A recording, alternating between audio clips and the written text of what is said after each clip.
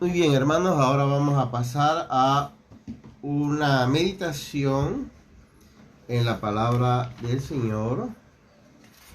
Y para esta meditación que hemos titulado La conversión, hemos seleccionado algunos textos para meditar en ese tema. ¿Qué es la conversión? Resulta que hoy, por ejemplo, podemos ver que en nuestra sociedad se sigue hablando de arrepentimiento, ¿no? Pero vamos a ver qué nos dice la palabra de Dios en cuanto al arrepentimiento y la conversión. Isaías 55, verso 7, nos dice lo siguiente. Vamos a leer el verso 6. Buscad a Jehová mientras puede ser hallado, llamadle en tanto que está cercano. Deje el impío su camino y el hombre inicuo sus pensamientos, y vuélvase a Jehová, el cual tendrá de él misericordia, y al Dios nuestro, el cual será amplio en perdonar.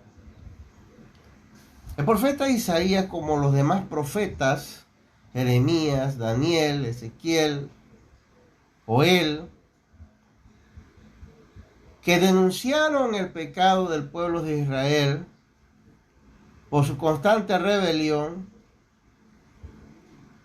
y les anunciaba que por su rebelión precisamente llegarían a ser castigados duramente, donde fueron llevados cautivos.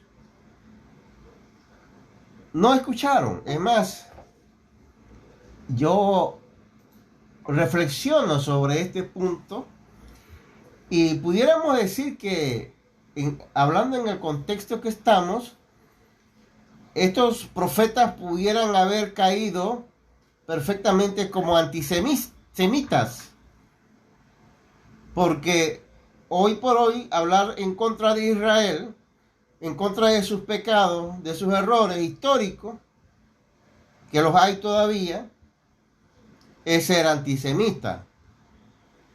Jeremías, Isaías fueron antisemitas entonces. Es decir, no fueron antisemitas, obviamente. Simplemente cumplieron con su trabajo que Dios les encomendó, que era denunciar el pecado, invitar a la reconciliación. Dios le dice a través del profeta Isaías que debían buscar a Dios mientras fuera hallado. Y esto significa que la posibilidad de poder tener una reconciliación con Dios siempre existe. Pero hay un hasta aquí. Dios se cansó de esperar al pueblo hasta que llegó Nabucodonosor y se llevó al pueblo cautivo. Dios sigue invitando: deje el impío su camino y el hombre inicuo sus pensamientos, y vuélvase a Jehová, el cual tendrá de él misericordia. Siempre Dios toma la iniciativa. No somos nosotros los que tomamos la iniciativa de reconciliarnos con Dios, sino es Dios quien tiende el puente de reconciliación. Pero es necesario no solamente acercarse a Dios, sino dejar el camino malo, el camino de pecado. Eso es lo que quería el pueblo de Israel. El pueblo de Israel quería ir al templo todos los sábados. Quería cantar, orar, hacer sacrificio, ofrendar, pero seguir en sus malos caminos. En algunos textos ellos decían: hemos orado, hemos ayunado, pero parece que Dios no nos escucha. Es el problema del ser humano de querer condicionar a Dios en vez de entender que las condiciones las pone Dios. Y el pueblo de Israel estaba en esta disyuntiva. Y nosotros podemos ver que es importante que entendamos esto, porque Dios es el que plantea las situaciones en nuestra relación con Dios. No es un trato de iguales. En el trato de iguales, usted plantea un punto y yo planteo otro, y así nos vamos hasta llegar a un acuerdo. Con Dios no es así. Con Dios, Él plantea todos los puntos y nosotros tenemos que aceptarlo. Y en ese sentido, en Isaías 53, verso 6, dice, es una afirmación de Dios a través del profeta. Todos nosotros nos descarriamos como ovejas, dice Dios a través del profeta. Todos es todos. No es que algunos y otros no. Aquí el profeta está diciendo que el pueblo de Israel se ha descarriado. Y en esto podemos decir, como en Pablo, en los Romanos, cuando dice que todos hemos pecado, ¿no? Cada quien se apartó por su camino. Esta parte es importante. Cada quien se apartó por su camino. Suena frases que generalmente en términos nuestros es cada quien hace lo que le da la gana. Eso es lo que nosotros y la juventud y el ser humano se vanagloria de decir, yo hago lo que me da la gana. Y bueno, Dios dice, cada quien se apartó por su camino. Es en otras palabras, en una versión bíblica de Leopoldo, yo ahí voy a poner, cada quien hizo lo que le dio la gana. Eso es lo que nosotros hicimos. Y el profeta le está diciendo al pueblo de Israel eso. Denuncia cuál es la condición de nosotros. Desde Adán hasta el que no ha nacido. Nuestra tendencia es la rebeldía.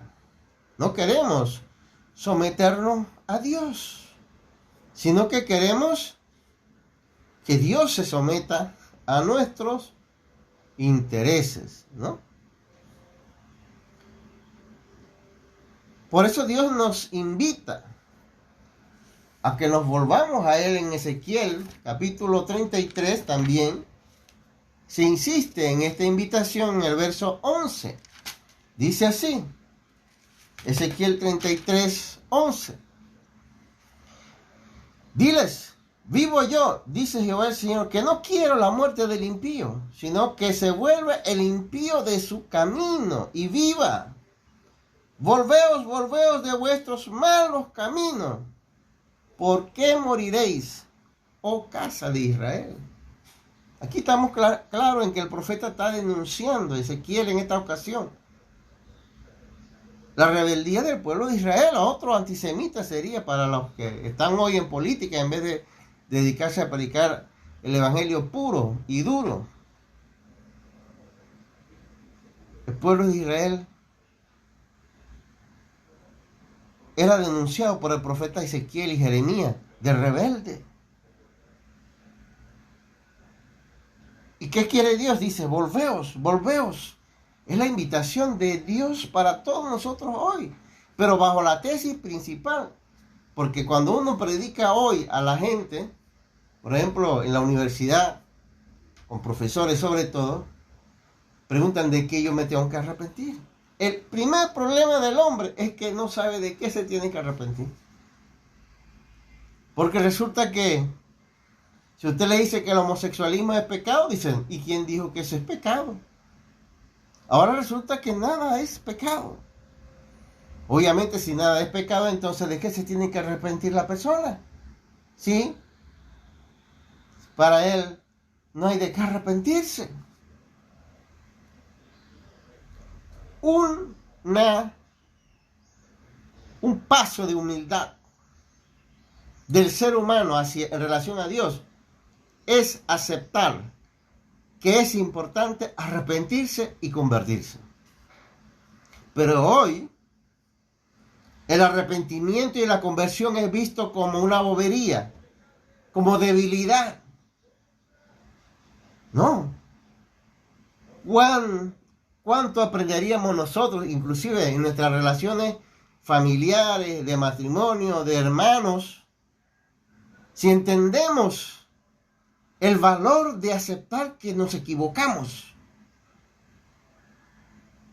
que necesitamos arrepentirnos y reconciliarnos, porque no solamente es importante la reconciliación con Dios, la reconciliación con Dios establece una nueva relación con Dios, pero además de eso, contribuye a que yo establezca una nueva relación con mi prójimo también.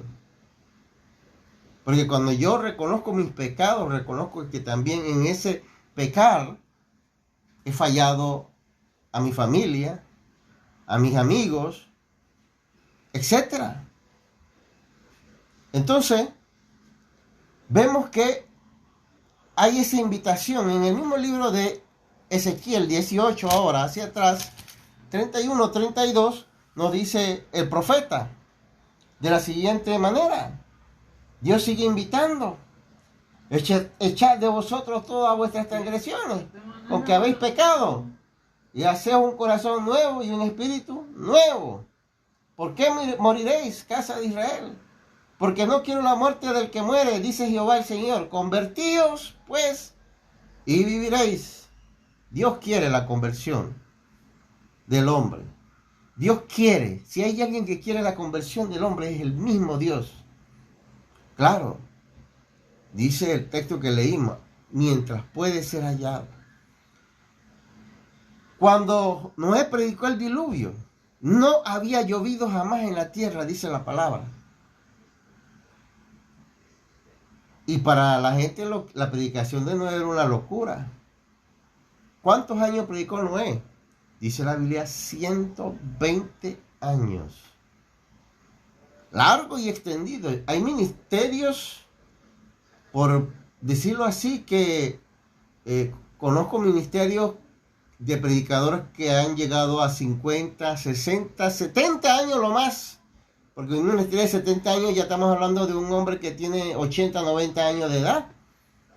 Así que lo más, Billy Graham creo que fue uno de los ministerios más extensos en tiempo. Pero desde el punto de vista bíblico, uno de los ministerios más que duró más tiempo fue el de Noé. 120 años predicando. Tremendo, hermano. Tremendo. Ese es uno de los ministerios, quizás el más largo que hubo. Ahora eso no importa, ¿no? Porque el ministerio de Cristo fue de 3 años, pero fue contundente. 3 años contundente. El de Pablo fue más o menos de unos 20 años contundente. Pero lo importante aquí es saber que sea 3, 20 o 120, un día, ya Dios dice, le dijo en el caso de los tiempos de Noé, ya, predicaste 120 años, hasta aquí, ya, el diluvio llegó. Y así sucesivamente. La gente se ríe ahora cuando hablamos de la segunda venida de Cristo, cuando hablamos del fin de los tiempos, la gente se ríe, se burla, pero Jesús lo había dicho, que sería como los tiempos de Noé. Y un día va a llegar Cristo. ¿Por qué es importante entonces convertirnos?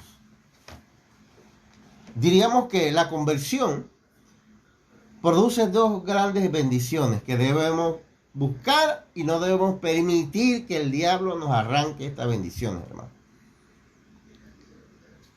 Primero, vamos a ver qué nos dice Mateo 11, 28. Mateo 11, 28 al 30. Nos dice la palabra de la siguiente manera. venid a mí todos los que estáis trabajados y cargados, y yo os haré descansar. Llevad mi yugo sobre vosotros y aprended de mí, que soy manso y humilde de corazón, y hallaré descanso para vuestra alma. Una gran bendición de la conversión es que nosotros gozamos, y eso no lo goza otro, gozamos de paz, gozamos de descanso espiritual. Podemos estar afligidos, dice Pablo, ¿no? Tristes, enfermos, con hambre, con necesidades, pero gozosos. ¿Por qué? Porque estamos en paz con Dios. Y eso tiene mucho valor para nosotros, porque al final del camino nosotros tenemos que dar cuenta a Dios. Pero por otro lado, en el mismo libro de Mateo, el Evangelio de Mateo, capítulo 25, verso 10, nos habla de otra gran bendición que no debemos permitir que el diablo, porque el diablo quiere arrancarnos la bendición de la paz. Si el diablo te arranca la bendición de la paz, la otra bendición que te la arranca fácilmente. Mateo 25, verso 10 dice así: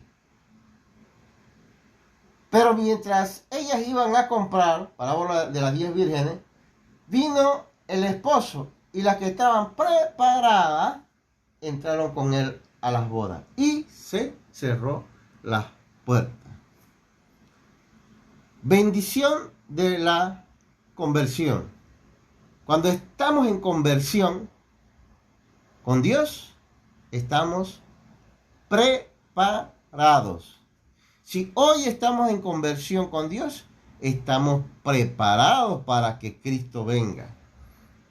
Porque créame, hermano, que hay muchos predicadores y hermanos en Cristo que no quisieran que Cristo viniera ahora mismo, porque no están preparados.